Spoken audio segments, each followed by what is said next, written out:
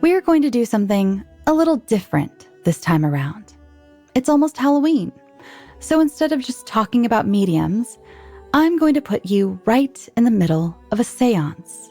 Show you a little magic and give you a little scare. So light a candle, hold hands, and begin chanting. You're about to enter the seance.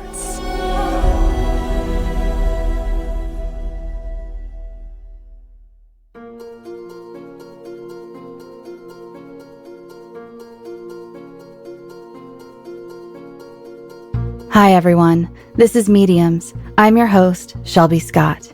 Today's seance will be brought to you by medium Florence Cook, famous for her ability to materialize a fully fledged spirit.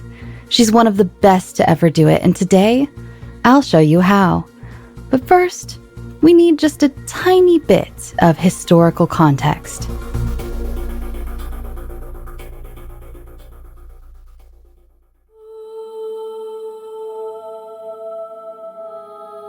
Sometime in 1870, Florence Cook started falling prey to these long, almost catatonic spells. She spent most of her time on the sofa, in a daze. When her parents tried to wake her up, she was hysterical. Apparently, this wasn't unheard of for girls Florence's age. Her mother heard that seances were sometimes used as a cure, and so Florence found her way to the Dalston Spiritualists Association in London. Very quickly, Florence became deeply connected to the spirit world. She was a gifted medium, especially when she channeled a single, specific spirit, a ghost named Katie King. And Katie wanted Florence to help her return to this plane. She wanted to walk and talk as a fully materialized spirit. So 15-year-old Florence continued training, mastering the seance cabinet. Daily Telegraph articles written by an early sitter detailed these attempts. At first, she was able to manifest only a vague face. It would appear through the curtain, unmoving and unblinking, kind of like a marionette. Creepy, but you know it's pretend. Soon, however, arms and legs appeared from behind the curtains, and eventually, she could manifest the living dead. Katie King would emerge from the seance cabinet and walk around the room, conversing with the sitters. Suddenly, Florence was something of a teen celebrity. Her sittings were always booked. Patrons showered her with gifts. But of course, the higher you climb, the more others want to see you fall. Florence had her doubters. Many claimed that Katie King was nothing but Florence Cook in a different robe. And in December of 1873, one such man, William Volkman, caused quite a ruckus. During a private seance, he grabbed Katie King around the waist and threw her to the ground, wanting to prove that she and the medium were the same. Thankfully, another sitter was able to bring Katie back to the cabinet and take Mr. Volkman upstairs before anyone saw anything.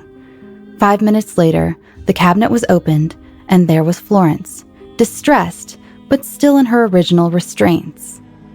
While Mr. Volkman didn't prove anything one way or the other, the incident was a blemish on Florence's reputation. Her biggest patron at the time, Charles Blackburn, essentially threatened to drop her. So what's a girl to do? Quit and give up? No. Perform cheesy public seances or become a circus trick? Definitely not. No, Florence Cook would find someone to restore her name, someone to prove that she wasn't a fraud. Enter William Crooks. And yes, I know, Crooks. I'll do my best to help you follow along. Crooks was a respected chemist and physicist, known also for his impartial investigations into the legitimacy of other mediums. He was connected to the Society for Psychical Research, a group we're all familiar with by now. So, at Blackburn's request, Florence agreed to do private seances for Crooks and a select few friends. For 6 months in the spring of 1874, Crooks observed and recorded what he saw, putting Florence to the test. I bring you now our story for today. The following is our interpretation of William Crookes's letters about those seances. We've kept many of the historical details intact and added some spooky flavor. I'll be telling this story as Crookes himself. A spirit named Katie would like to make your acquaintance.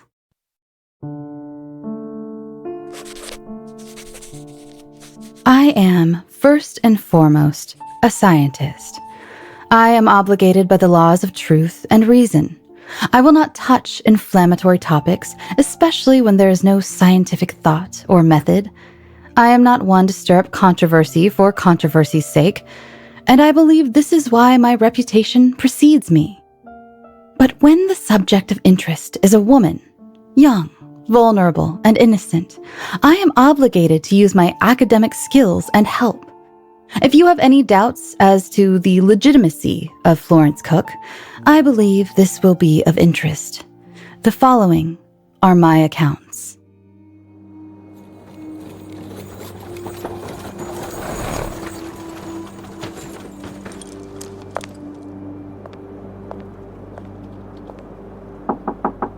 When I first arrived at Miss Cook's family home, I understood why the profession of mediumship would have been necessary for the young lady.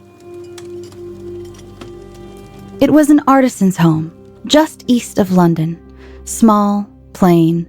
Mr. and Mrs. Cook greeted me with warmth, thanking me for my kindness and patronage. I told them not to worry. I was doing a great favor to my friend, Charles Blackburn, and to my own career. I explained to Mr. and Mrs. Cook that I was on the verge of a successful radiometer, had already been inducted into the Royal Society, and had isolated a very valuable substance. I pulled out a small vial of thallium I kept in my pocket. There were many who felt I was going insane for carrying such a poisonous material with me, but I knew I had control of it. After all, I had discovered it. I am normally very humble, but I hope to show you this to put you at ease. Your daughter is in good scientific hands. Our goals are the same, I said. For if I can prove the validity of spiritualism, my name shall not just be known now, but live on in history. We sat down inside by the fireplace, and Mr. and Mrs. Cook offered me a cup of tea. I took it, thanked them, and inquired as to Miss Cook's whereabouts. I was excited to meet the young lady, who had often been described to me as jubilant and lively. I hoped to take Florence back to my home in London and begin my experiments at once. They both grew nervous. Mr. Cook cleared his throat and said Florrie, as they called her, would be down soon, but that I should not expect too much out of her. The incident with Mr. Volkman had left her unwell. I said not to worry. I was sure that getting out of a house so small would do her good. For some time, we waited in the sitting room until Miss Cook emerged. She was smaller than I'd imagined, even for being so young, and much quieter. It was as if solemnness had overtaken her. She said only a quick hello before she sat down and pulled her jet black hair out of her face. Her skin was pale, and she rubbed at a large blister on her neck. There was a wedding ring on her finger. I worried that there would be a problem with her husband, as the proposed arrangement had not thrilled my wife either. Newly married? I asked. Yes, she replied, as of yesterday, to Mr. Corner. I asked her if that would be a problem for her to reside at my home during the experiment. Mr. Blackburn will continue to provide funds, of course, I added. Miss Cook looked up and nodded that yes, it would be okay. She had deep, troubled eyes, likely due to the stress of the affair with Volkman. I wanted to do a great deal for the young girl, but as to her legitimacy, I needed to begin impartially. Miss Cook wore a black velvet robe on the journey to my home, and brought nothing with her but a small handbag and a red shawl. When we arrived, I gave her a short tour, and my wife showed her to her room. She was with Miss Cook even as she rinsed to ensure the medium could not procure any apparatus that might aid in her deception. I offered Miss Cook a brandy before the seance, but she did not partake. "Suit yourself," I said. "Now, before we begin, I shall need to know the best way to view you and the spirit together." Miss Cook shook her head frantically. "It's not possible." "Miss Cook, I know no other way to prove your legitimacy," I said. "These trances are very difficult," she explained. "If I sensed another presence in the cabinet, it would severely affect my ability to materialize a spirit, especially if that person has the least bit of skepticism."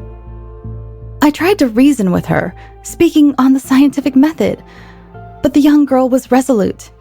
There was no possibility of seeing the two of them together.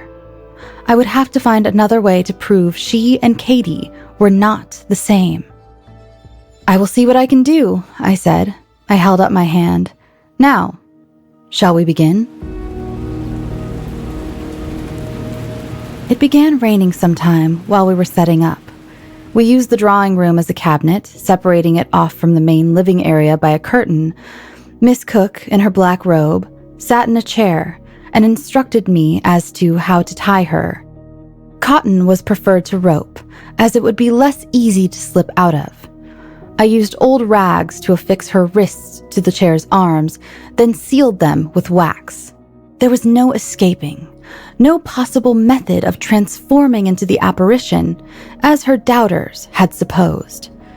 Miss Cook asked me to tie the red shawl around her head. Absolute darkness was necessary, she said. Any light could distract her from her work. So we did, and again checked that the restraints were tight. I left the cabinet, pulling the curtains closed behind me. We were led by a Mr. Luxmore, who had more experience in seances than I. Then myself, Mr. Luxmore, and my 14-year-old son arranged our chairs in a circle in front of the cabinet. I told Mr. Luxmore we could begin. He blew out all the candles. It was dark in the room, so dark that I could only see the shadowy outline of my son's arm and the whites of Mr. Luxmore's eyes. The rain had stopped. A small sliver of moonlight soaked through one of the windows, but I feared I would not have enough light to properly observe the spirit. I feared she would touch me, that I would feel her vapor, but not see its source. Hand in hand with angels, in the busy street, by the winter hearth fires, everywhere we meet, though unfledged and songless, birds of paradise, heaven look at us daily, out of human eyes. A moan came from behind the curtain. I turned to Mr. Luxmore and whispered, "Should I help?" He hushed me, and in the faint light, I could see that he was shaking his head no.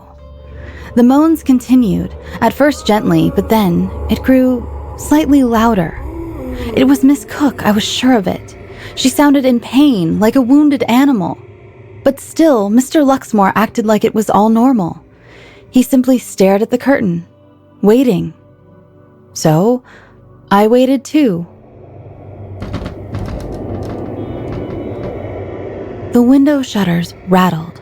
A cold chill swept over me, and I felt for the small vial of thallium in my pocket, squeezed it in a way that made me feel safe. Everything had logic, and I had reason. Everything could be understood. Suddenly, the curtain rustled. I held my breath for a long while, until a woman's face appeared through the center. Pinocchio, Sleeping Beauty, The Little Mermaid. They're all iconic Disney movies. But did you know the original versions of these stories did not end with a happily ever after? Hi, I'm Alistair from Parcast, and I'm hosting a new Spotify original called Once Upon a Time.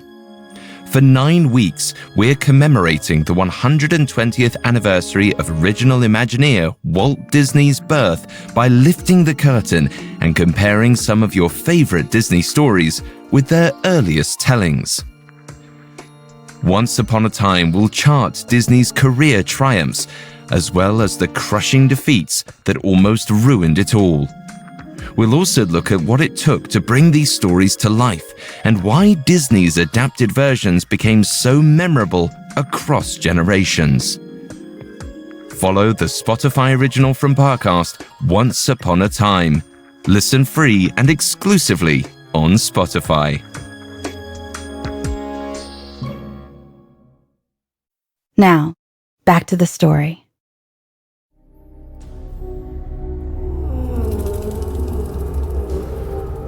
I saw the face for only a second and heard a moan before it vanished back into the curtain.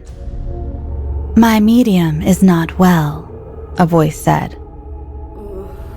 I heard yet another moan from behind the curtain. I stood up. I should be let back there to check on the medium's health, but Mr. Luxmore gave no response. I had grown impatient. How was I to carry out my scientific observations without a subject? I stood and began to insist, "Miss Cook, surely..."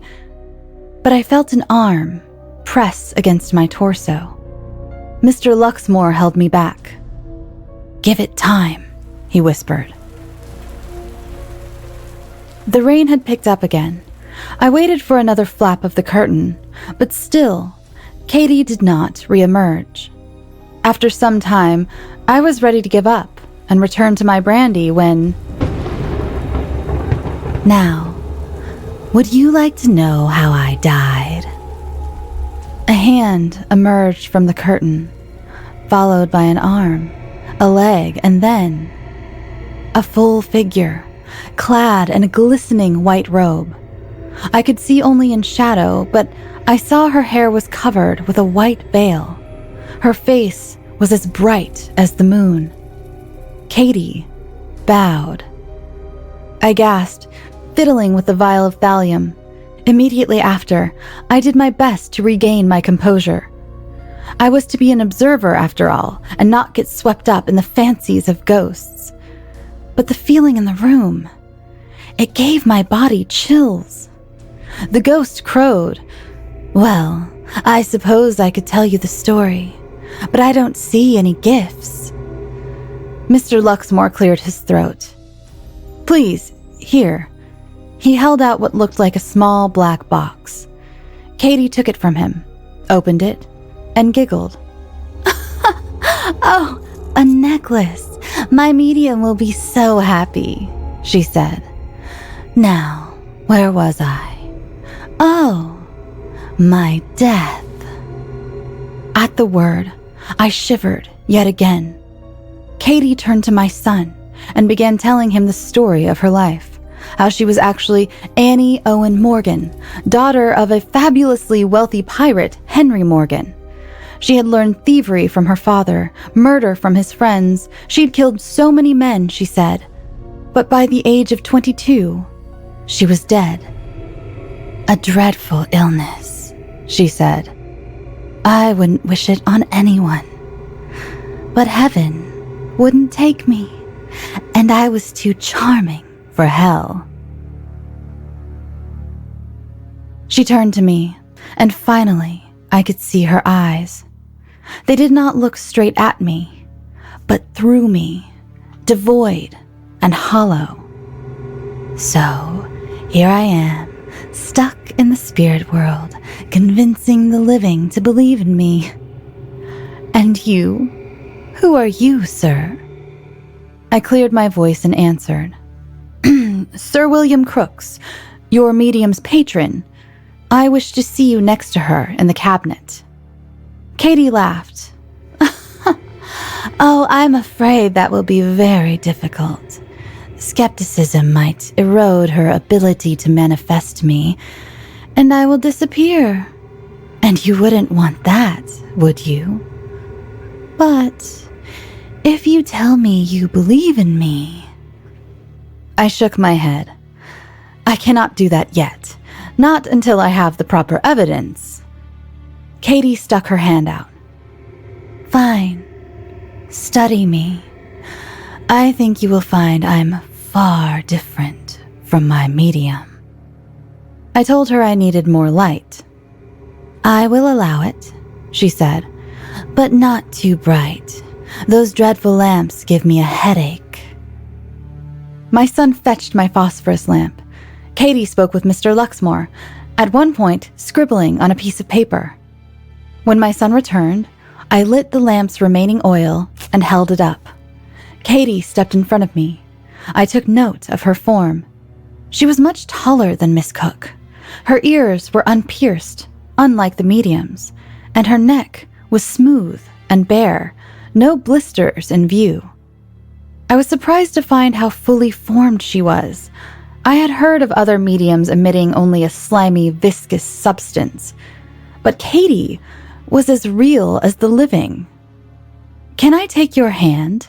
I asked. "Why, of course, kind sir," she said, giggling.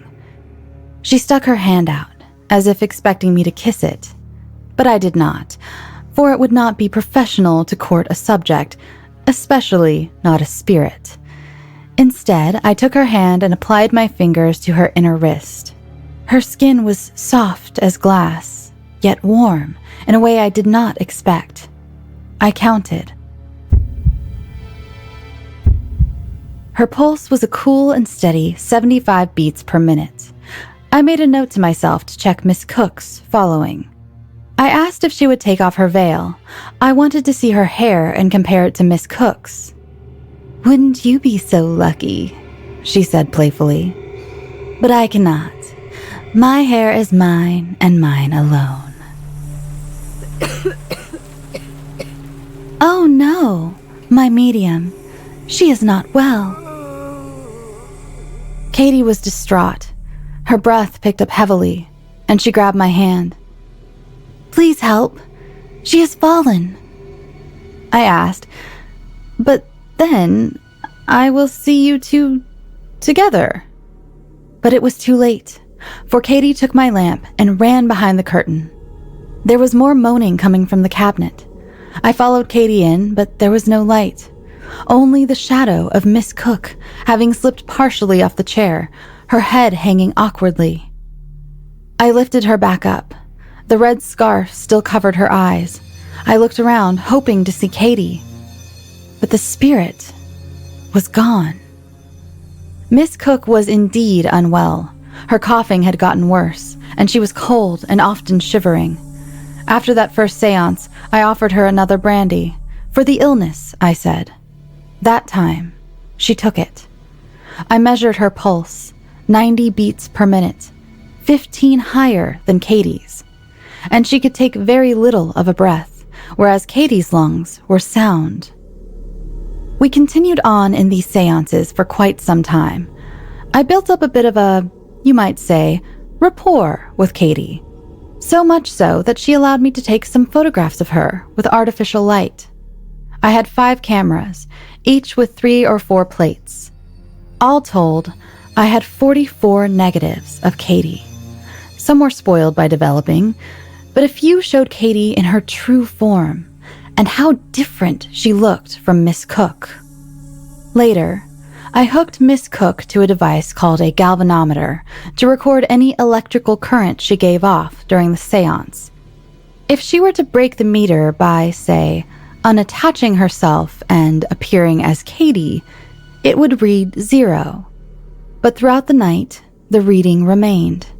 It varied slightly, but did not disconnect. During the seance, as Katie regaled us with stories of her time in India, the reading fluctuated, as if Miss Cook was, while in the cabinet, making slight, sudden movements. Yet she could not have swapped herself with the spirit. For me, that was evidence number 2. It is my belief that Katie King is indeed as fully materialized as a living being. She is breathing, pulsing, and made entirely whole. Yet, I believe, based on the evidence I have provided thus far, That is due to Miss Cook's skill as a medium, and not any kind of body-swapping trickery, as you might believe. And I should also note one more thing before I continue on with my story. I did not see this with my own eyes, so I hesitate to give a first-hand account, but my son did. Once, he said, Katie took my lamp and brought it back into the cabinet.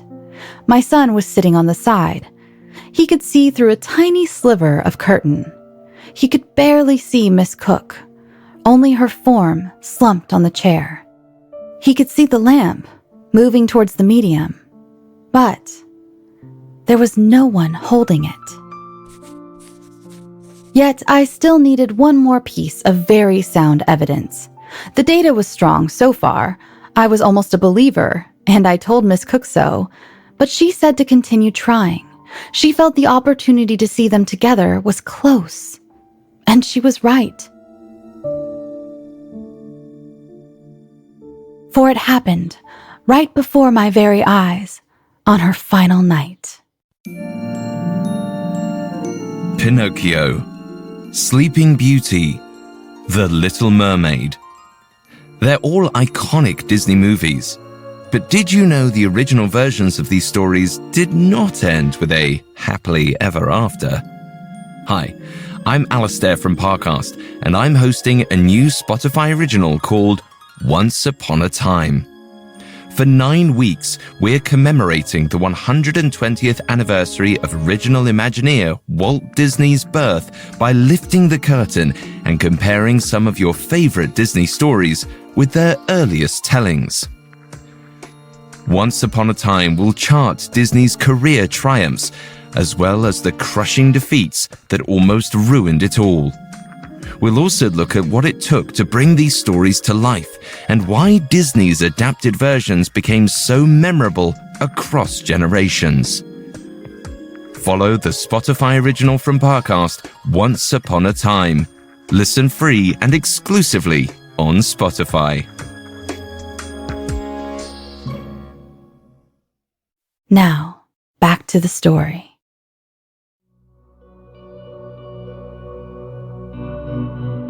Hand in hand with angels, in the busy street, by the winter hearth fires, everywhere we meet, though unfledged and songless, birds of paradise, heaven look at us daily, out of human eyes. We had agreed that evening would be the medium's last in my home. For one, my wife was getting impatient with my experiments, but for two, Miss Cook's health was suffering greatly. She drank the brandy without complaint, but between drinks, she was intensely sad and coughed often. She seemed glad when I tied her for the last time, left the curtain, and sang. "Gentlemen and gentlemen," Katie said, poking her head out of the curtain. "I see no gifts. I believe I shall return to the cabinet." Katie flew back behind the curtain. I chuckled to myself. She had gotten playful with us over the series of seances, sometimes not appearing if we did not lavish her with roses or jewelry or fine teas. I cleared my throat and pulled a bouquet of flowers from behind my back. I had picked them for the occasion. Katie reappeared. "Mr. Crooks, how kind and thoughtful of you. I shall miss you very much." She took the flowers and pressed her nose into them. I would miss her too. I had grown very fond of Katie. "One day," I said, "I should wish to see your hair." Katie laughed. "In death, maybe you will. Now, will you join me as I make my rounds?" She held out her arm, inviting me to take it. I slipped in and walked around the room with her as she said goodbye to each guest in turn. She handed a single rose first to Mr. Luxmore, then to my son. To my wife, who'd done a great deal in allowing these experiments to happen, Katie gave 3. I was entranced by her, in a way I had never felt, like the dead had taken hold of my collar and dragged me somewhere else. I found myself reaching into my pocket for the thallium. I handed it to her. "One last gift," I said. "This is my most valued possession, for I was made a very important man from this substance. I would like for you to have it." Katie put her hand on her chest. "Oh, me? Mr. Crooks, I'm so flattered. Now, smash it." My hand, holding the thallium, shook. I beg your pardon?" She said it again. "Smash it. You would like to help Florrie, yes, and me." I looked deep into her eyes. She was serious. "Well?" I took a deep breath and tossed the vial onto the floor. "You have my full devotion," I told her. Katie smiled, then pulled off her veil. Rich auburn ringlets fell from her head. Her tresses glistened in the moonlight. She asked for a pair of scissors and said, "It was such a great pleasure interacting with you all. I don't want to say goodbye now, but I'm afraid I must. But you have all been so generous to me with your gifts, so I shall be generous to you." Katie held the scissors up to her hair and snipped off a ringlet. She handed it to Mr. Luxmore and snipped off a second, and a third, and a fourth. Finally, she snipped off the last ringlet and pulled out a blue silk ribbon from her bodice. She tied the ringlet around the stem of the rose and handed it to me. "Now, would you like to join me behind the curtain?" I felt as if all the wind had been knocked out of me. "To see you both together?" I asked. "She has just enough strength left, I believe. Bring your lamp, quickly," she said, before ducking back into the curtain. I hurriedly picked up my lamp and followed Katie into the cabinet. But I saw only the medium in her black velvet dress. She had slipped off the chair and onto the floor again. She was still, so much so I had to put my hand to her chest to ensure she was still breathing. I reached for the red scarf around her head so that I could see her face. "Oh, Mr. Crooks, that would be a silly thing to do." I froze. I knew that voice so well by then, so I held the lamp up. There was Katie, tall and glowing. "If you remove her scarf, she will exit her trance, and I will disappear." I looked at Miss Cook's supposed body and again at Katie. 3 times I did this, then 3 more, so I could be certain there were 2 distinct figures in front of me. There was a wedding ring on the medium's finger, Miss Cook's exactly, and I saw a form on her neck, something of a blister. Finally, there was the matter of the medium's hair. I felt the back of her head. It was intact.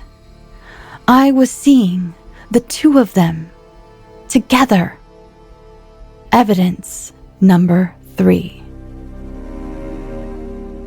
"I will write the important papers," I told Katie, "and say that without a doubt, I have scientifically proven your medium's legitimacy."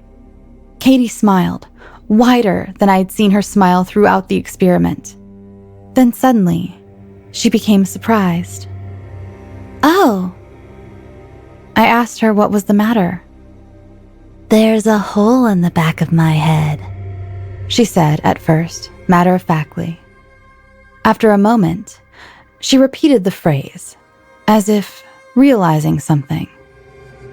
"There's a hole in my head." She bent over Miss Cook, carefully and tenderly. "Florrie, Florrie," she said, shaking the medium. "I must leave you now." Miss Cook moaned painfully. No, Katie, don't leave me," she said. Katie took her medium's hand and stroked her hair. Mr. Crooks will take care of you. My work here is done. Suddenly, Miss Cook broke out in sobs. The crying built, and Katie stayed with her for some time, holding her hand tightly, until Miss Cook was convulsing heavily on the floor. I stepped back, feeling I was bearing witness to a private moment in their relationship, yet one that made me deeply emotional. I was sad for them, but also surprised by my sadness. I did not understand it. Katie turned to me. "You must replace me now," she said.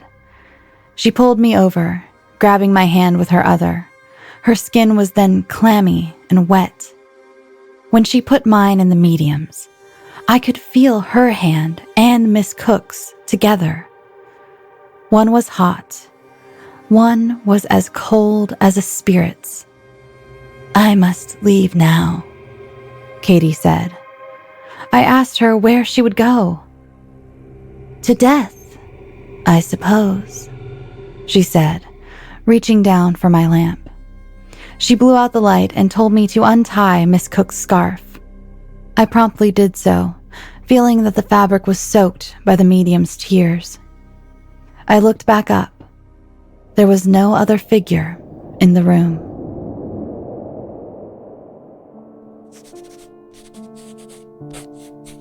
I stayed with Miss Cook for some time, until the crying had stopped. She spoke very little, but seemed to understand that Katie had left. I told her I would publish an entirely accurate account of what I'd seen and restore her name to the best of my abilities. Which is why I write to you today. Florence is a sweet young girl who was both blessed and cursed with these gifts. I do not believe she could deceive you even if she tried. To believe her an imposter would not just be cruel, it would be unwise. But there was one more thing. After that final seance, I returned to the sitting room, saying goodbye and thank you to Mr. Luxmore and the rest of the guests. It had felt in many ways like a long dream, of which I had no evidence.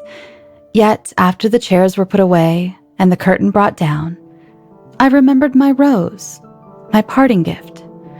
I picked it up. The small piece of auburn hair remained.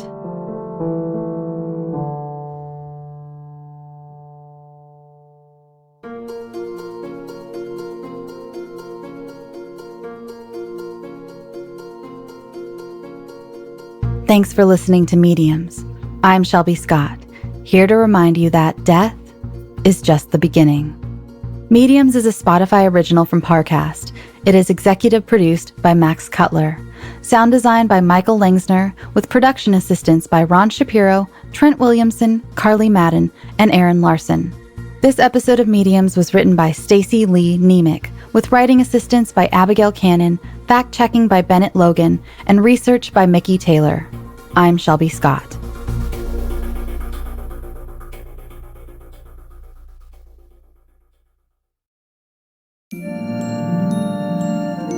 Walt Disney had a gift for storytelling that resonated with audiences.